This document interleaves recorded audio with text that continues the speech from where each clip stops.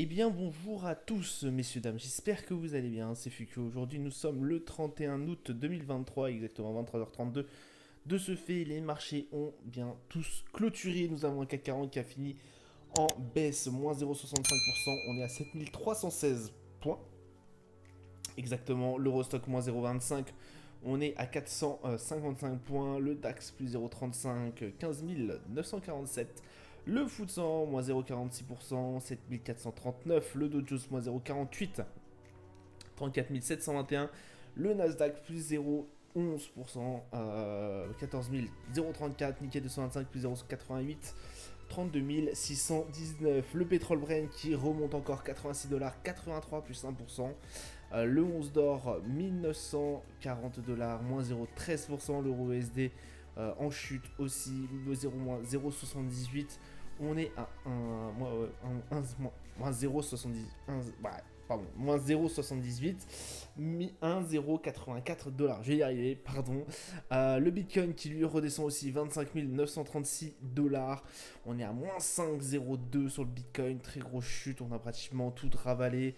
De la bonne nouvelle qui s'est produite, notamment sur les Bitcoins, avec le conflit réglé avec la SEC. Voilà, je vais y arriver. Palmarès du SRD, AB Science plus 33,56% et Rambé plus 11,40%. Atos qui fait un plus 5,55%. Au niveau des plus fortes baisses, on a Pernod Ricard qui plombe moins 6,74. Grosse descente de Pernod Ricard. Casino Guichard, moins 8,53. Adosia, moins 12,11. Alors que s'est-il passé? Alors déjà dans un premier temps, Pernod Ricard qui a été extrêmement pénalisé effectivement. Il s'est montré très prudent pour les prévisions 2023-2024. De ce fait, voilà, ça n'a pas énormément plu au marché. Casino Guichard qui perd, Pernod Ricard pardon, qui perd moins 6,74. Bon, pratiquement moins 7% sur la séance.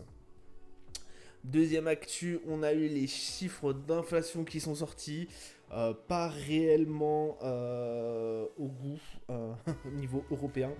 On a une inflation qui remonte au niveau européen tout court, au niveau français c'est pareil, et je me rappelle plus, je crois que c'est au niveau italien aussi qui s'est tombé, c'est pareil, ça remonte, donc pas du tout bon.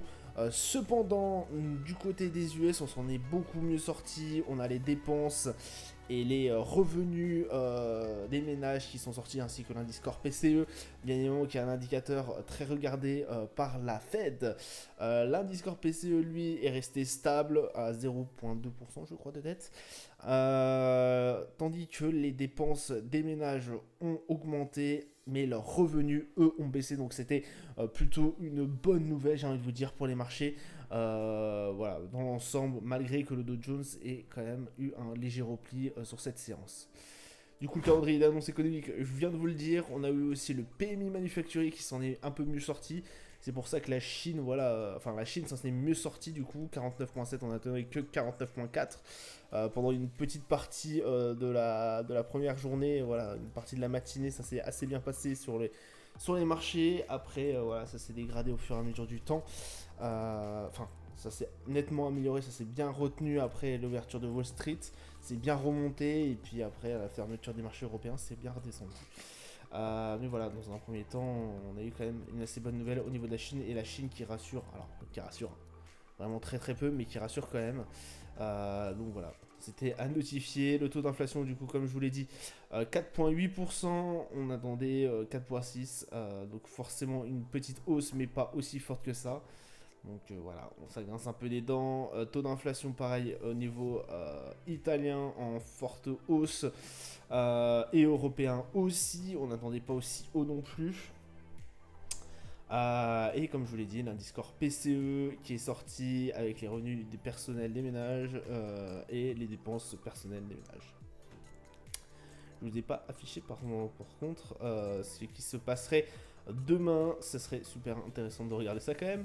On aura la Chine, le Cassine qui va sortir du coup, Cassine manufacturier au niveau de la Chine à 3h45 du matin. On aura le PIB aussi au niveau du Canada, et forcément le taux de chômage, paiement non agricole qui sera extrêmement aussi regardé par la Fed, ainsi que l'ISM dans la foulée aux alentours des 16h. Voilà un peu ce qui nous a mouvementé sur ces marchés. On va tout de suite d'ailleurs les rejoindre. Le CAC 40 qui du coup finit en large baisse au 7311. On avait tapé du coup la résistance des 7400. Là, on est en train de faire limite du yo-yo, hein. Donc forcément on est en range toujours entre les 7004 et les 7100 grossièrement. 50 au niveau du RSI, donc on est vraiment sur une stabilité assez incroyable. Et le MACD, voilà, qui cherche toujours sa tendance. Au niveau du DAX, c'est pareil, la résistance des 16 000 nous a bien fauché, nous a bien empêché en tout cas de progresser. On voit bien, hein, on a essayé de taper les 16 000, ce n'est pas passé. Pareil ici, hein, il y a quelques semaines, si on remonte. Donc là, hein, une grosse résistance au niveau des 16 000, on a aussi un énorme support au niveau des 15 600. Qui on espère tiendra le coup en cas de baisse.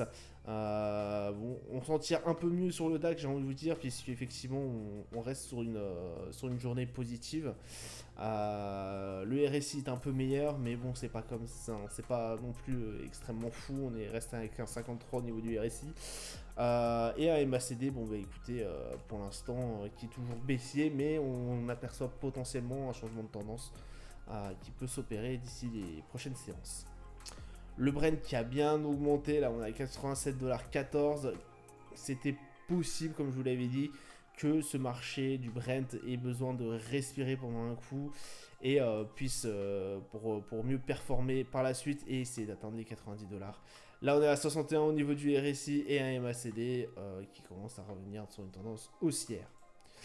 Le 11 d'or, messieurs, dames, 1940$. Bon, alors lui, incroyable hausse aussi qui s'est opérée il y a quelques semaines. Enfin, il y a quelques jours même aussi. On est bien remonté. On a un RSI qui est bien fort à 58. On voit bien que là, le changement de tendance est en train de s'opérer, j'ai envie de vous dire, au niveau du MACD. On a vraiment perdu sur cette impulsion baissière. On a vraiment perdu beaucoup. Dans l'ensemble, je reste toujours baissier, j'ai envie de vous dire. Vraiment, grossièrement, ouais, je reste toujours baissier. Vraiment, sur un très long terme, on reste toujours baissier. En tout cas, c'est toujours mon point de vue. Malgré le fait que effectivement il y a certains trades là il y a tous mes stops qui viennent d'être sautés, écoutez, je reste quand même potentiellement baissier et je pense pas que le gold ait sa chance. Alors en tout cas il peut aller jusqu'au 1955, mais je ne pense pas qu'il irait retoquer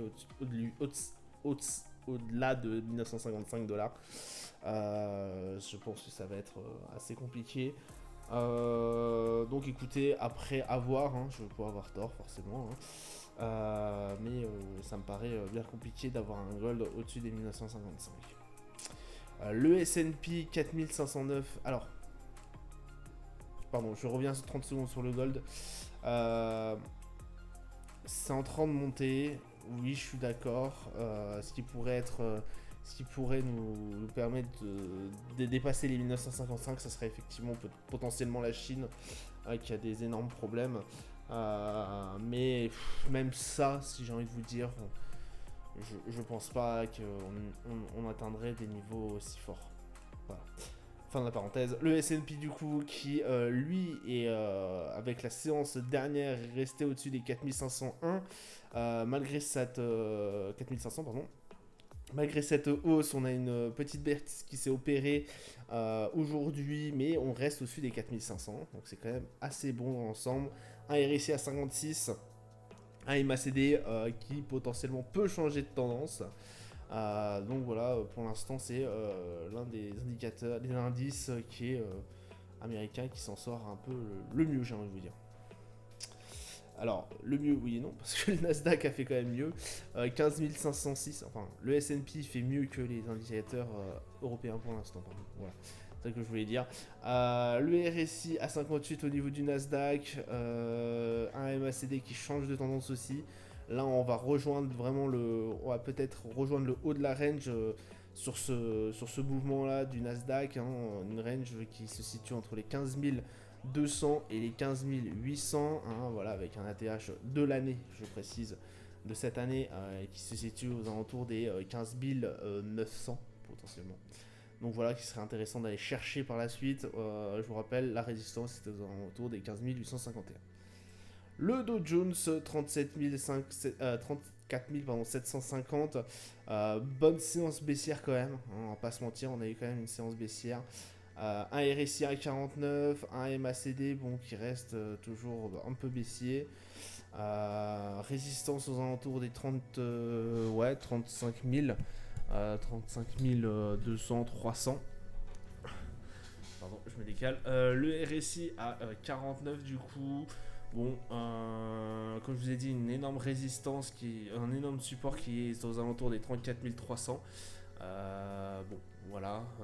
Ce support, je pense pas qu'on arrivera à le casser aussi facilement que ça. Mais je pense que ça va être aussi très compliqué d'aller chercher ces 35 300. Voilà, potentiellement on peut faire de la range pendant un bon bout de temps. Ça va être assez compliqué. Voilà, ça sera tout pour moi pour aujourd'hui. Je vous souhaite une excellente journée, une bonne soirée à vous. Je vous dis à plus tard. Ciao ciao.